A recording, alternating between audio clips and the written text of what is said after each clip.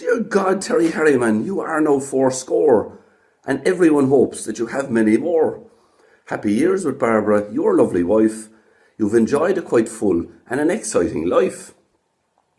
On the 26th of September 1938, you were born right on time. Terry never was late.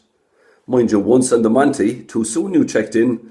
For a navigator, that was a big mortal sin. To Dorothy and Reg, you were their pride and joy. I'm reliably informed you were quite a nice boy.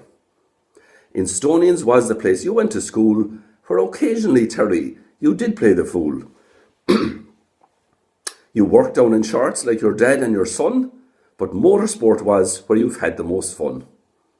You starred as a driver in that old NSU, but in the Texaco Rally of 1972, seated at number 5 with young Desi Mack, his NSU had an off, but you never looked back.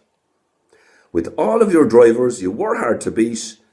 3 times you won the circuit, that was some feat. First time was with Ronnie back in '63, you won it twice more, sitting in with Hoppy. You then went full time, you're the ultimate pro. Lots of rallies were won, and you even got dough. In the WRC, you used all your old tricks to triumph with Harry. I think it was 6. First rally with him, he showed his great pace in '82 in the Swedish to get second place. Next year in Safari under Africa's sun, you and Harry finished the rally in P number 1. But your golden patch started in '84 in Finland, then you went and won the next 4. On every event you always brought a map. Your only fuck up was that TC in Gap. And the Monty, when DearGod, you checked in too soon. Harry's head didn't drop, he just drove like a loon. Sitting in with the master then must have been fun. By the end of the rally, you were number 1. But in Argentina back in '85, Harry crashed and you were lucky to be still alive. '86 was a good year, you really did swell. In a Peugeot, you won 6 rallies with Michelle. Next year, you sat mostly with Callie Grundell. A year to forget, it just didn't go well. But back in Jyväskylä, it all went to plan. Second place in a Kazi, driven by the Vatman. With Mark in '88, you had a good year. 11 rallies you did. That man had no fear. He was fond of the ladies and drinks at the bar. You won the Cork 20. I drove your chase car. The rallying website called EWRC says your last win was in 2003. Starts listed for you number 154.